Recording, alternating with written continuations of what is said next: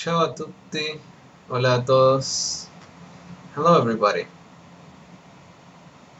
Existence. How do you account for existence? How does language account for existence? Bit of a philosophical question, but also a language related question.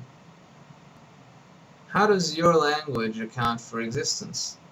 How do you say that something is? More specifically, let's talk about excuse me. Let's talk about real physical things. How do you say that something is there? Well, in this video, in English, I will talk about how do you say that something is there in English, Spanish, and Italian. Let's have a look, shall we?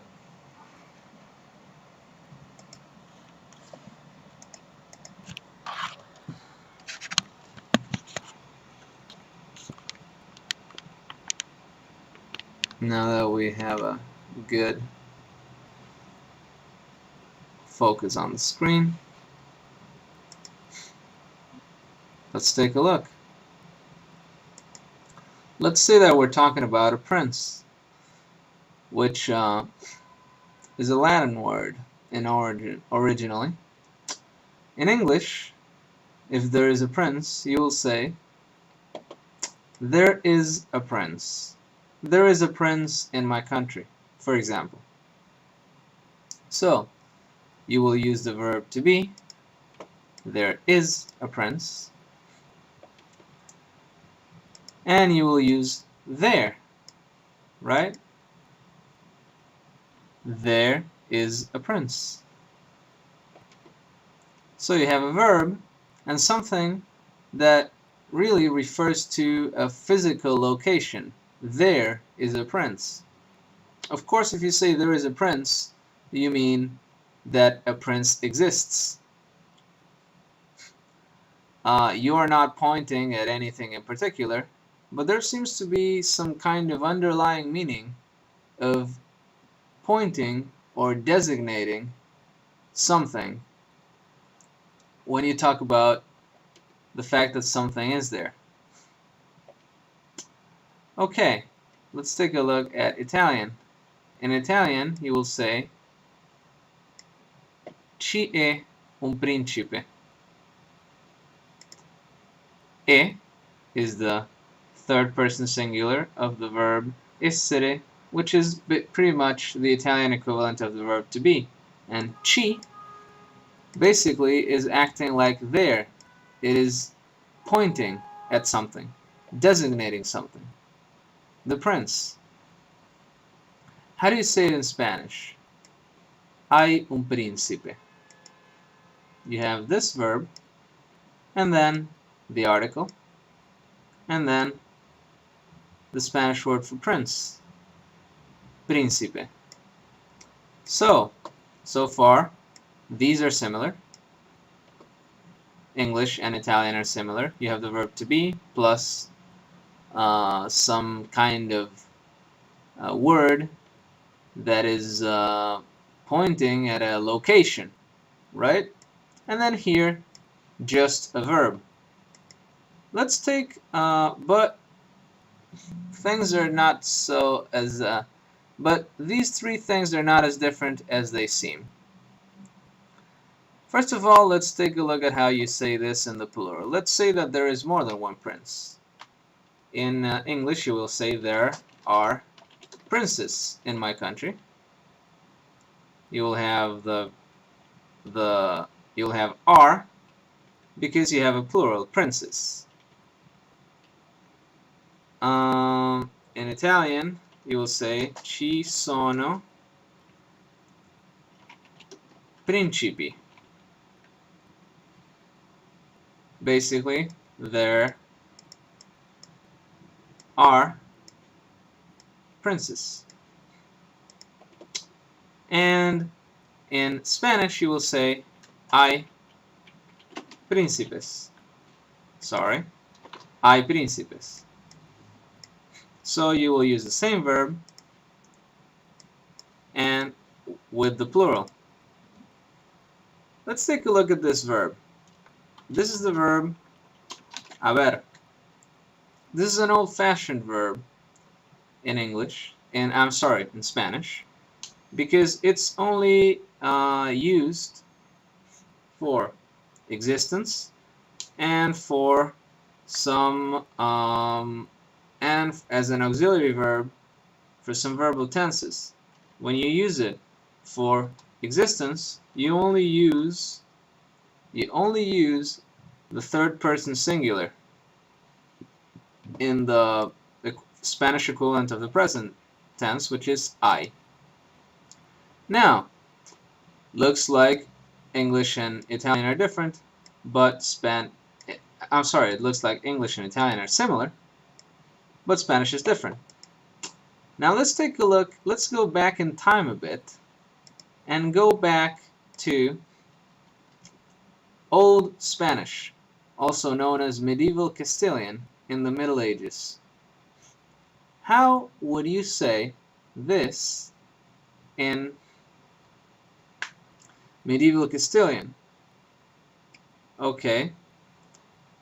I am not entirely sure of if the word for prince has changed and if it was different back in the Middle Ages and medieval Spanish or medieval Castilian. But let's imagine that it was the same word. This is how you say hay un príncipe, there is a prince, in medieval Castilian.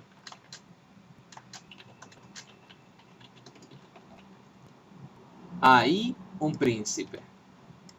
You have the third person singular of haber, which back then was a. And then you have y, which is an adverb, a word which means there. So, hay un príncipe.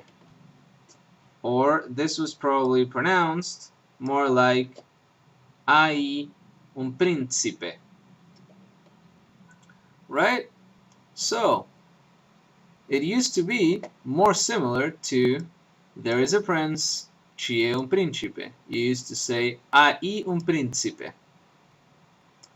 So, you had this verb, haber, in the old form, which was a.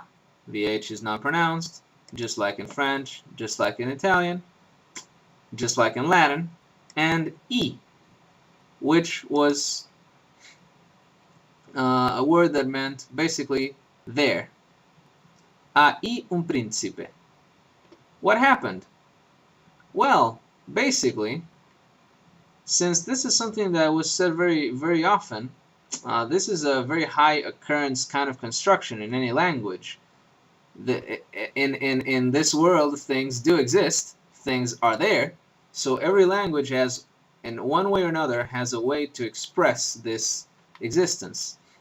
So, people were saying, hay un príncipe, hay un omne, there is a man, hay una mujer, there is a woman, etc., etc., etc. Eventually, this e, this there, lost its accent. So people started saying, hay un príncipe, hay un príncipe, hay un omne, hay una mujer, and eventually it joined the verb. So people started saying, hay un príncipe, hay un omne, hay una mujer, and from there, there is only one more step to changing the spelling to reflect the fact that this is now perceived to be a part of the verb when you are talking about existence.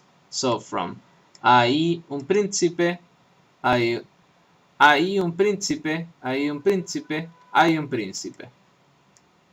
So that's how we get to this, which is the reason why it looks different the modern version looks different from ci è un principe and from there is a prince, and that is why it's difficult nowadays for Spanish speakers in the beginning to wrap their heads around the fact that they need the word there to say there is a prince, that they need the word ci to say ci è un principe, etc. Usually, a Spanish speaker will not use the verb to be in this case, but they will use the verb to exist. And they will say, and my students have said this, exists a prince. So if you are an English, if you teach English as a second language, and your students speak Spanish, you probably encountered this before. If you teach English as a second language to Italian speakers, have you had this same problem? I'd like to hear it, because it seems to me that this there is a prince would be easier to explain to an Italian speaker who actually does say ci è un principe, instead of a Spanish speaker who says hay un príncipe and has no idea that back in the day people used to say hay un príncipe. Alright, I hope you found this little bit of historical grammar, or however you want to call it, language comparison, interesting, and I will see you around. Ci vediamo. Hasta la próxima. Catch you later.